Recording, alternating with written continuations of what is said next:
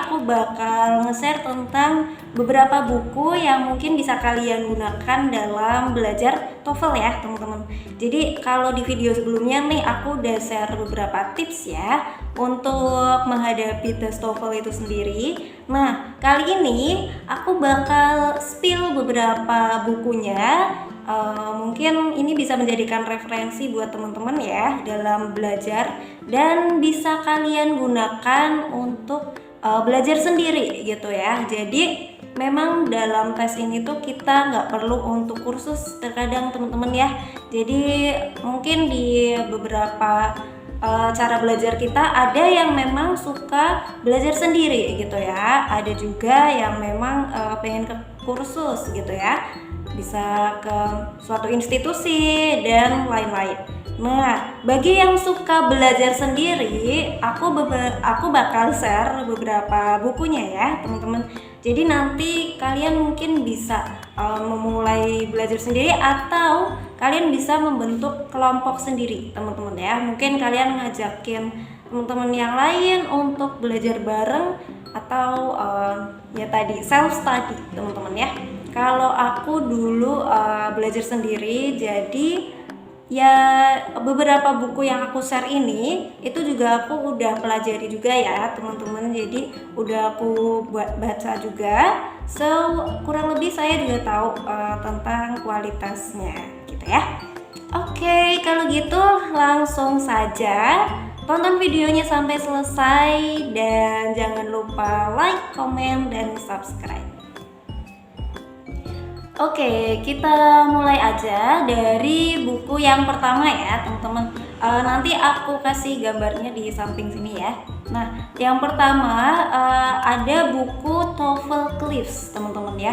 Itu sampulnya warnanya kuning kalau nggak oranye gitu ya. Nah, buku ini itu ditulis oleh Michael Kyle MA and Mary Ellen Murius Page MA. Jadi tebel bukunya itu sekitar 600 halaman, dan ini isinya tuh lengkap ya teman-teman. Jadi ada dari reading, writing, terus ada structure atau grammarnya, kemudian ada listening. Jadi mencakup 4 session ya, 4 materi tersebut gitu teman-teman. Nah, salah satu keunggulan dari buku ini itu adalah diawali dengan analysis of exam areas.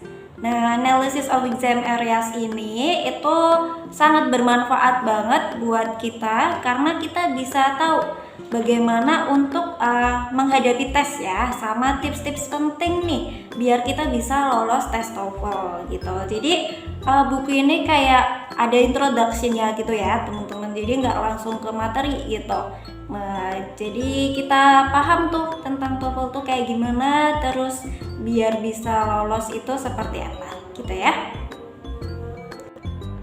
Oke, nah itu tadi salah satu kelebihannya ya. Kemudian khusus untuk grammar di sini adalah buku yang cukup lengkap ya teman-teman. Jadi kalau misalkan nih kalian baru belajar banget, baru awal-awal, nah ini sangat recommended karena di situ tuh memuat banyak materi grammar gitu ya, dan itu tuh basic teman-teman. Jadi kayak misalkan nih ada materi tentang count and non-countable noun, kemudian ada artikel seperti an, dan the, terus ada tenses juga teman-teman. Jadi mungkin ada beberapa buku yang langsung ke materi TOEFL ya teman-teman, cuman kalau di sini itu dibahas dari materi dasar gitu. Jadi kalian nggak perlu khawatir buat yang masih baru belajar. Nah, mungkin ini bisa jadi solusinya gitu ya. Gitu. Terus juga ada materi kayak models, adjective, dan lain-lain gitu. Oke. Nah, kemudian dalam buku ini itu juga terdapat 6 tes teman-teman ya. 6 tes itu lengkap tuh dari semua session gitu. Jadi latihannya cukup intensif di sini, so kalian bisa menemukan banyak soal, variasi soal, dan mungkin bisa sangat membantu ya buat latihan gitu teman-teman ya. Dan juga tadi lengkap dengan writing juga, jadi bisa bermanfaat buat TOEFL IBT gitu ya. Oke, sekarang kita lanjut untuk buku yang kedua ya. Nah, di sini judul bukunya adalah buku Longman. Mungkin teman-teman sering banget denger ya tentang buku ini. Jadi biasanya kalau orang-orang ngerekomendasi itu sering banget tuh di buku ini gitu ya. Nah, buku ini tuh ditulis oleh Deborah Phillips, teman-teman ya. Nah, ini salah satu buku yang aku suka banget. Jadi penyampaian dalam buku itu tuh hampir mirip dengan beberapa soal atau bahkan hampir semua soal-soal yang muncul di tes aslinya gitu ya. Jadi urutan materinya itu tuh sesuai dengan jenis-jenis soal. Jadi kayak bisa untuk kisi-kisi teman-teman ya. Nah itu makanya itu kayak jadi salah satu keunggulan gitu. Cuman di sini teman-teman mungkin untuk levelnya adalah intermediate ya. Jadi kalau yang buku Cliffs tadi sebelumnya itu bisa untuk beginning atau beginner. Nah kalau yang buku Longman ini itu untuk level intermediate gitu. Karena awal-awal materi itu enggak yang dari grammar basic gitu ya teman-teman untuk yang structure, tapi langsung ke jenis soal yang mengacu di tes gitu. Jadi memang langsung ke jenis-jenis soalnya gitu ya teman-teman. Nah keuntungannya adalah kita tidak belajar grammar atau structure secara keseluruhan yang kita tidak tahu gitu ya. Jadi kita cukup belajar apa yang bakal muncul di tes. Nah itu jadi salah satu keunggulannya seperti itu ya teman-teman. Nah, kemudian untuk dalam penyampaiannya itu biasanya ini menggunakan istilah skill gitu ya. Jadi ada skill 1, skill 2, skill 3 dan lain-lain. Nah, nanti ke depannya aku bakal bahas tentang beberapa materi ya, teman-teman. Jadi nanti silakan ditunggu videonya. Aku bakal bahas soal dan pembahasan gitu ya dari TOEFL itu. Oke. Nah, kemudian di sini sebelum masuk ke beberapa chapter atau session ya. Nah, ini jadi kan di situ ada listening, kemudian reading, structure and written expression, dan ada writing juga di akhir, teman-teman. Nah, dalam buku ini sebelum ke masing-masing session itu ada pretestnya, teman-teman ya. Ada pretest dan juga post-test. Nah, mungkin ini salah satu keunggulannya juga. Jadi sebelum kita belajar kita dites dulu gitu ya. Apakah kemampuan kita nih di tingkat beginning atau intermediate atau advance gitu. Jadi bisa dapat skor secara langsung di situ ya sebelum belajar teman-teman. Nah itu. Kemudian kalau udah selesai beberapa skillnya tadi, nah itu ada post testnya juga di akhir ya. Nah itu. Kemudian terus untuk latihannya teman-teman dalam buku ini itu lebih banyak di skillnya, lebih banyak di chapternya gitu ya daripada satu paket soal secara keseluruhan gitu. Jadi kalau paket secara keseluruhan itu di situ tuh hanya ada satu kalau nggak salah ya. Jadi hanya ada satu paket gitu di akhir ya. Di akhir setelah semua chapter itu udah selesai itu cuma ada satu. Jadi lebih intens di masing-masing chapter atau skill tadi gitu ya latihannya. Mungkin ini bisa bagus juga teman-teman karena bisa lebih dalam buat latihan soal di setiap skillnya. Cuman kelemahannya adalah ketika kita dihadapkan secara keseluruhan gitu ya semua session itu.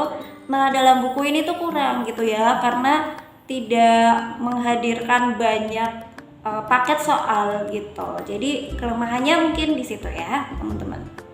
Oke, nah untuk kelebihan yang lainnya di buku ini itu terdapat appendix ya teman-teman. Jadi appendix itu kan kayak lampiran gitu ya. Nah di sini itu isinya kayak materi di luar TOEFL itu masih berkaitan ya, cuman di luar chapternya, tapi sangat bermanfaat gitu. Jadi kayak misalnya nih tentang similar sound ya. Nah, itu kan berguna banget pas lagi di listening. Jadi beberapa kata yang mempunyai similar sound gitu. Terus ada juga di situ kayak idiom, kemudian preposition sama irregular verb dan lain-lain gitu teman-teman.